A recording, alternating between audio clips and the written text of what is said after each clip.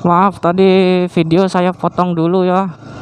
Tadi saya lagi bikin laporan buat kerjaan. Jadi saya itu bikin laporan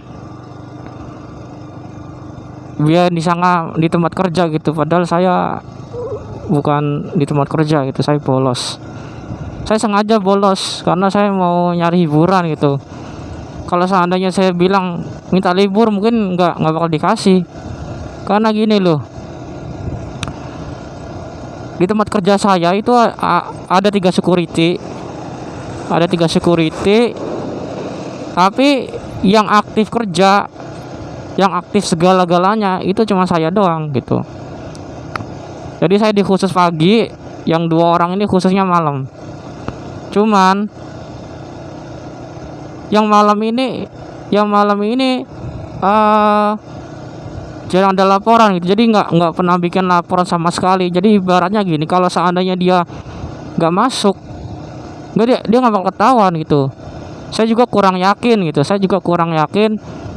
Kenapa? Dari caranya mungkin dia jarang di pasar gitu. Adanya paling siang, sore, malam ya paling jam 11 baru ada di pasar atau baru ada di tempat kerja gitu. Padahal jam kerja dia itu setelah maghrib tuh ya, jam 18.30 menit lah itu sudah di pasar. Sedangkan saya itu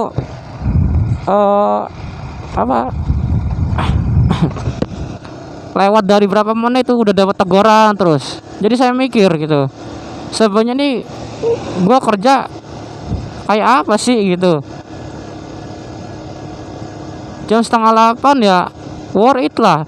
Sedangkan yang lain itu belum pada datang, dari staf lah, kebersihan lah, segala belum ada datang. Jadi yang datang cuma saya doang gitu. Kalau dibilang yang paling rajin, dibilang paling pagi datangnya ya cuma saya gitu. Cuma saya di sini nggak bagus-bagusin diri saya sendiri ya. Itu menurut penilaian para pedagang. Karena saya itu kerjanya di pasar, jadi security pasar, yang langsung menilai secara adil yaitu pedagang gitu.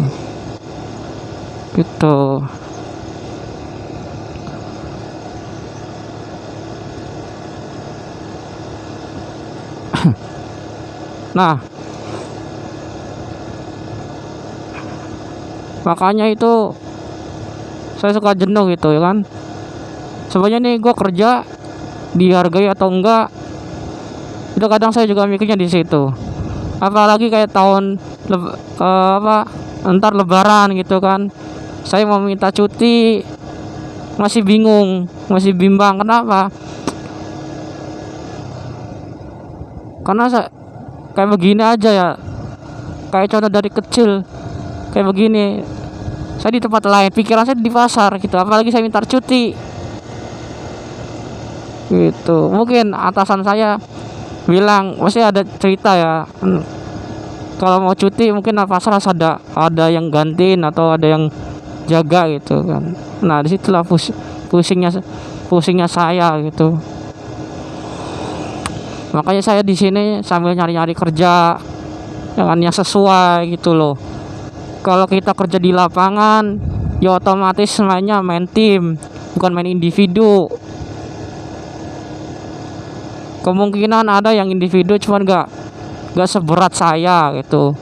Saya dikasih begini, salah dikit diomelin, gitu. Jadi gimana ya, bete lah itu, jadi orang selalu bete gitu ya. Jadi curhat kan gitu. Oke, ini saya lagi menuju ke rumah nenek saya ya. Rumah nenek saya ada di Kampung Keramat Poncol Blencong ya, yang tadi saya ceritain.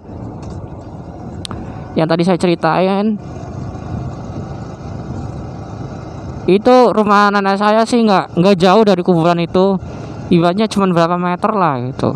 Kalau dilihat dari apa halaman rumah nenek saya kelihatan kok. Jadi kuburan keramatnya itu dibikin gubuk, jadi gubuknya itu ditutupin pakai kain gitu, kayak nggak keurus lah pokoknya.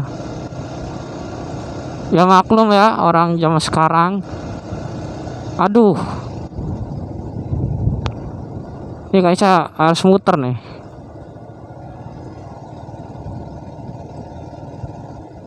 Muter lah.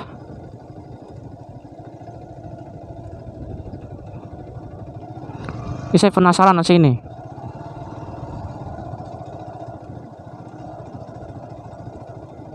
Di sini ada pembangunan jalan tol. Muter ya. Kita harus muter.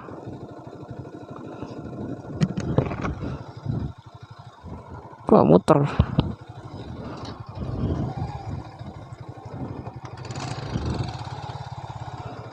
Muter Pak ya?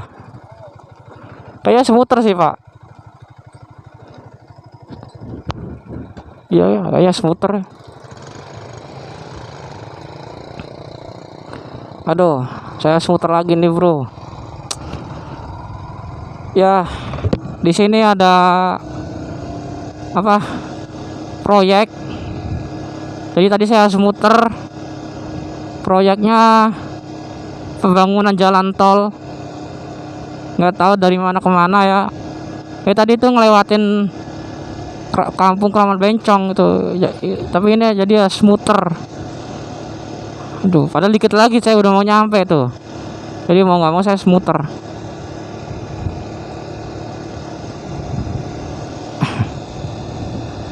Saya harus bahas apa lagi ya?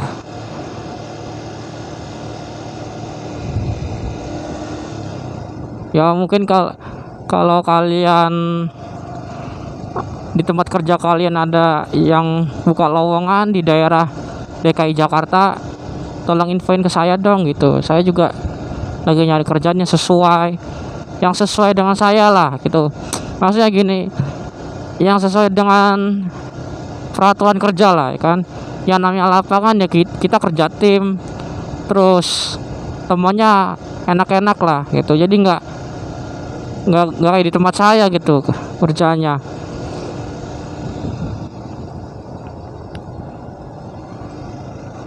Yang capek siapa, yang enak siapa gitu. Kadang saya juga herannya di situ bro gitu.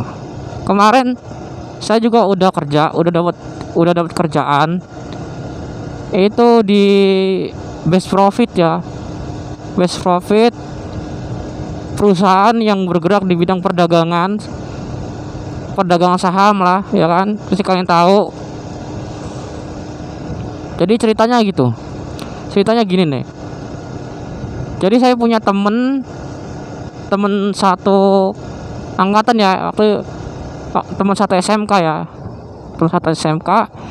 dia pertama kerja di Telkomsel IndiHome ya, tapi dia nyari sampingan lagi kerjanya di Best Profit. Saya nanya yang di IndiHome, saya nanya lowongan, dia ngarahinnya itu di Best Profit. Tapi ya udahlah, saya terima lah, mungkin enak kerjanya, maksudnya gini, ini sesuai dengan saya, yang saya harapkan. Ternyata benar sih, kerjanya benar. Jadi kerja di kantoran jadi enak lah, AC AC gitu. Kerjanya duduk main HP. Saya kira di sana tuh ada wifi, udah disediakan wifi, ternyata nggak ada. Kita modal kuota sendiri, pulsa sendiri, uset, boncos saya nyentar. Nah, pas saya setuju dengan teman saya, saya masuklah di Best Profit itu. Dijelasin, katanya apa ya, dia bilang kita bisa nerima gaji kalau kita sudah dapat nasabah. Saya nanya itu, join yang paling kecil itu berapa?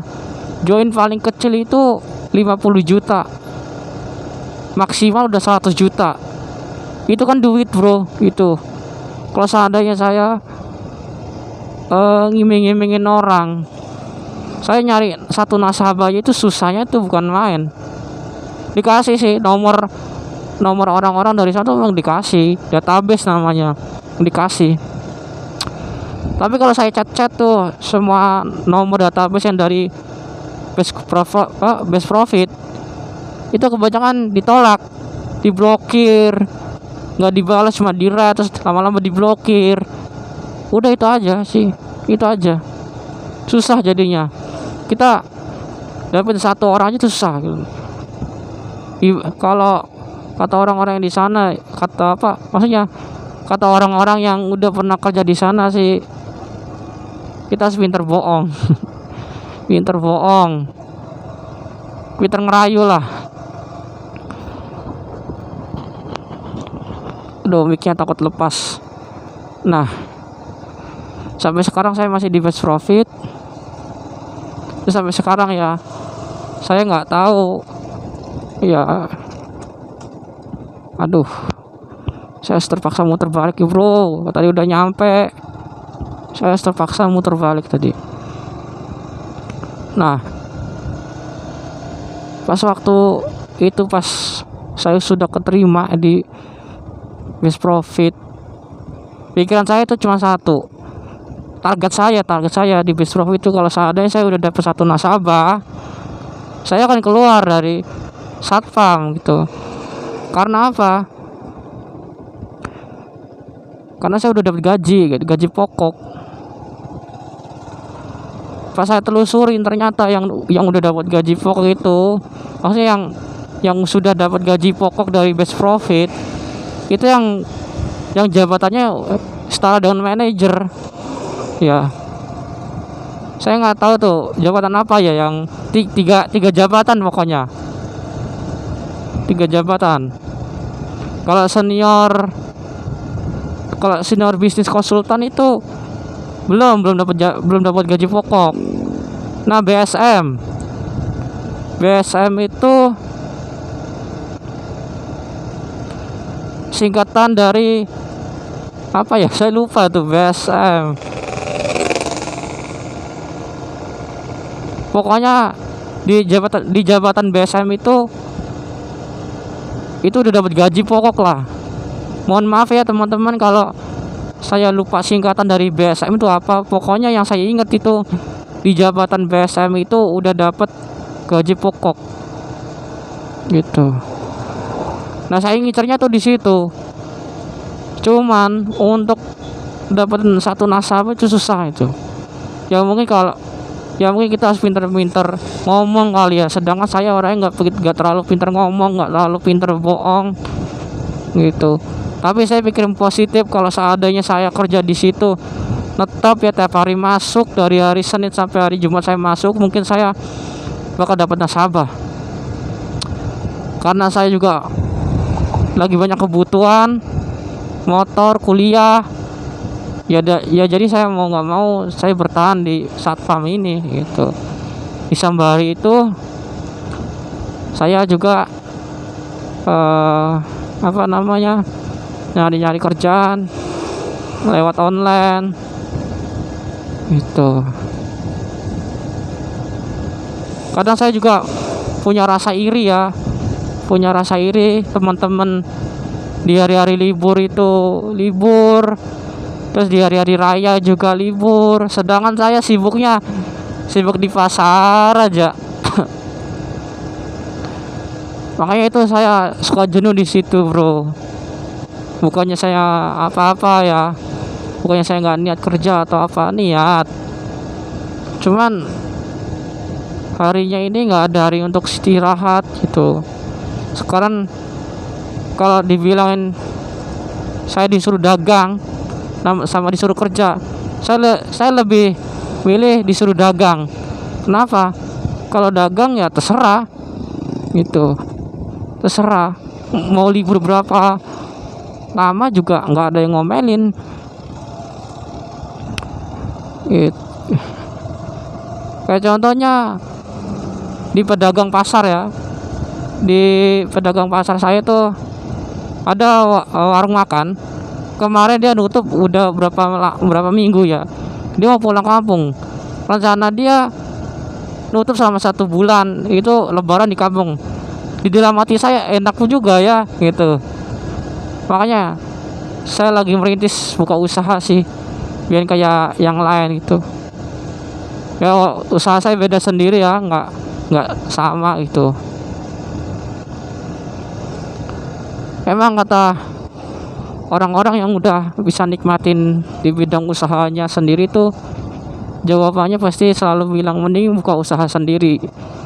Bebas ya, kalau punya usaha sendiri, terus penghasilannya dinikmatin sendiri, itu bebas. Kita mau libur berapa lama juga nggak ada yang komen gitu.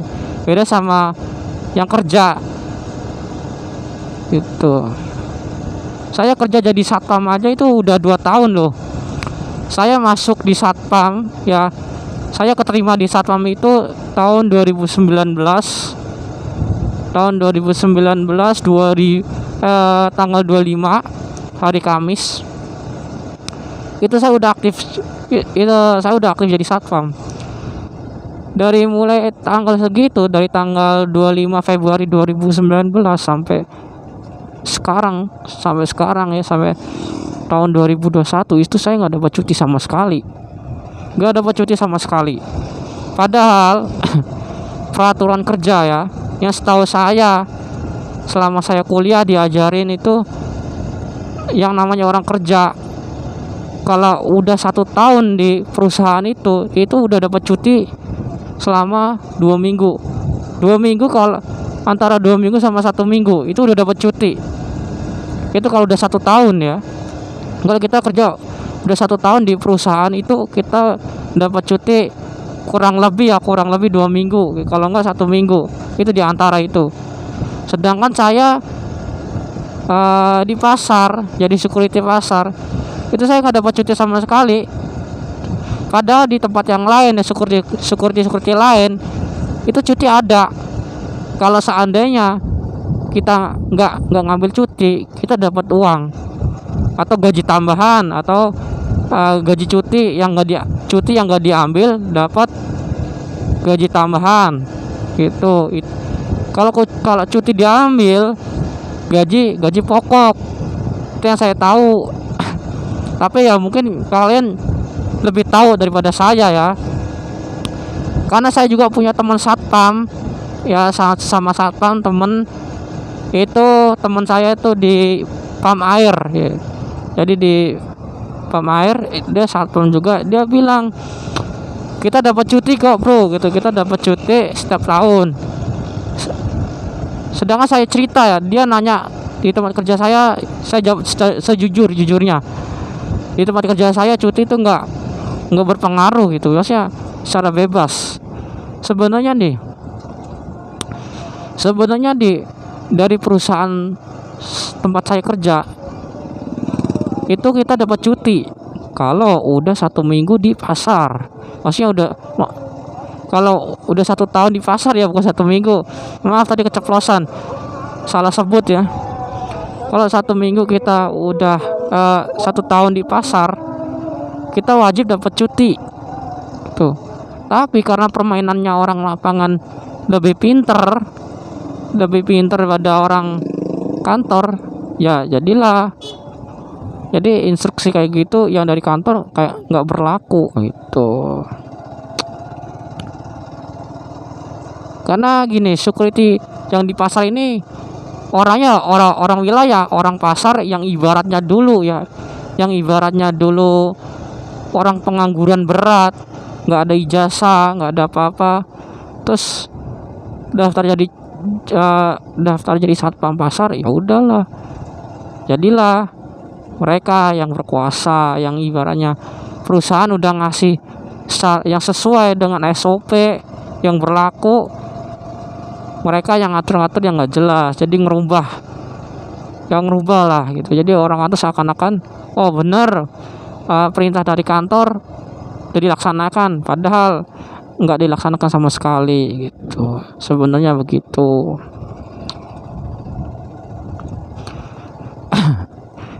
Kadang saya juga kayaknya cuti bro gitu, jenuh gitu, kerja lebaran, menjelang lebaran masih di tempat kerjaan, sedangkan yang di lain tuh udah pada sibuk ngurusin pulang kampung, jam berapa, hari apa mau pulang kampung, sedangkan saya sibuk kerja itu. Makanya saya nyari kerjaan ya, bikin bener lah, setahun sekali pulang kampung itu kangen. Saya juga di kampung tuh masih ada saudara kakek saya meninggal, saya nggak pulang kampung gitu, tinggal nenek saya yang di kampung. Saya pengen nengokin karena dari kecil, dari bayi saya diasuh sama nenek saya di kampung itu, makanya rasa kangen saya itu berat gitu. Oke bro, ini saya udah nyampe di kampung Poncol, ulang ya, kampung keramat Poncol ya. Jadi kampung ini keramat sih, dibilang keramat ya udah pasti keramat gitu. Ini auranya masih hutan-hutan walaupun udah modern, tapi kalau kita masuk ke pelosok sana gitu, sana ada tanggul itu, itu masih auranya hutan tuh, masih lebat-lebat, banyak pepohonan yang rindang itu. Ini saya udah nyampe. Mungkin hari ini saya nge-review, hari ini saya cerita atau membuat video, sekedar cerita aja buat hiburan saya aja. Mungkin kalau videonya bagus saya upload di YouTube, kalau enggak saya hapus. Tapi sebelum di upload di YouTube saya koreksi dulu videonya gitu. Tapi sekali lagi saya mohon maaf ya teman-teman, kalau yang video yang kemarin sore tentang review motor Vixion R saya yang modifikasi sederhana, kalau cara penyampaiannya saya kurang lancar, terus suaranya juga pelan ya, karena pengaruh dari mix saya turun mulu ya, mohon maaf gitu. Ini saya udah nyampe nih, panasnya ini bukan main loh, saya lagi puasa nih bro. Aduh, semoga aja ntar sore nggak hujan ya, intinya gitu. Kalau nggak hujan saya mau nge-review lagi sampai sore di sini. Nanti mungkin videonya akan saya bagi, itu nggak mungkin saya sampai sejam 2 jam, nggak mungkin. Saya bagi jadi 2 antar videonya untuk nge-review kampung ini. Kalau saya sih kurang paham tentang kampung ini ya, mungkin ntar saya coba nanya-nanya. Kalau saya nggak tahu saya nanya-nanya, insya Allah saya sampai ke pedalamannya, pedalamannya kampung ini. Aduh, saya udah nyampe tapi panas nih. Tadi saya mau jalan nih, ini ada parkiran umum, tapi saya jalan ke rumah nenek saya. Jauh sih ke rumah nenek saya kalau saya jalan itu, apalagi puasa itu. Udah ini panasnya, panas banget, pol banget panasnya ini bro. Aduh. Ini jalannya sempit loh. Ini kalau dibilang jalannya cuma sepetak misi bu, ini jalannya sepetak doang loh, bro. Ini kalau buat 2 motor bisa sih, cuman yang motor satunya ngalah ke pinggir. Ini kalau kita nggak hati-hati udah kanan kiri empang deh. Kram lagi tangan saya, kanan kiri empang loh. Ini kalau malam ini gelap, soalnya di sini nggak ada penerangan jalan ya. Masih tadi saya bilang kampung ini masih aura hutan gitu loh. Jadi kalau buat jalan mobil, kita mau keluar, kita jalan dulu gitu.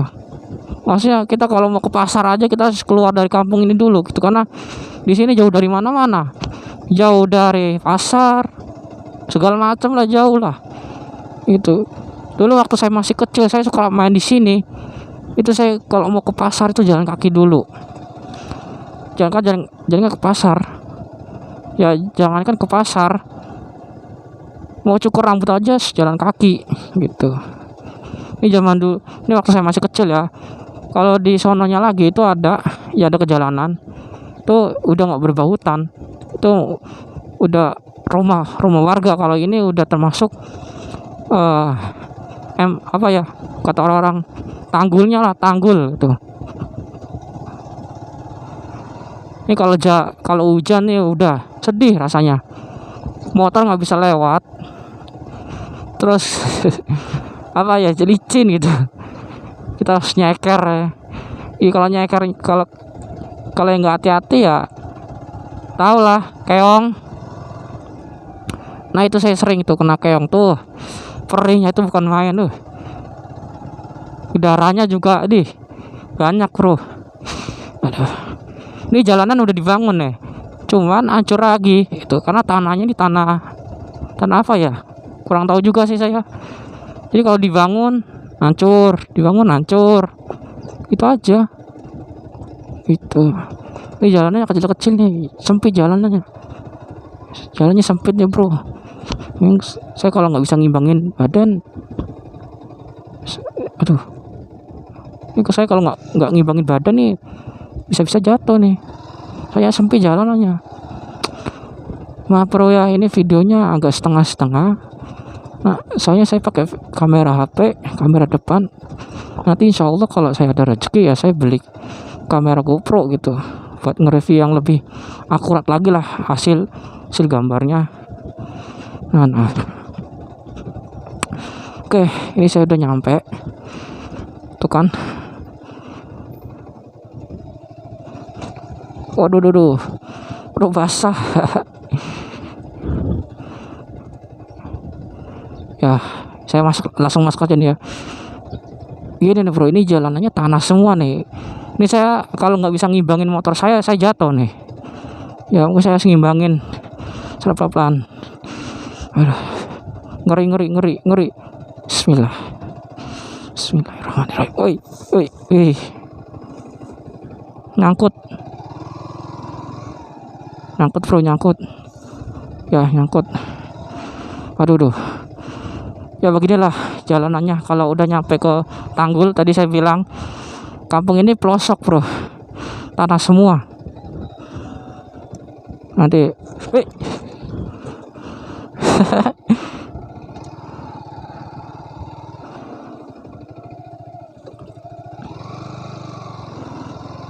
ngeri.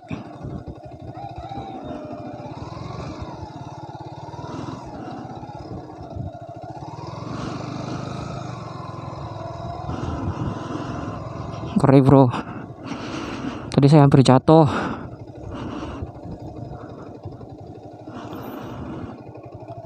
Nah, saya udah nyampe rumah nenek saya. Nanti saya lanjut lagi videonya. Oke, itu dulu ya.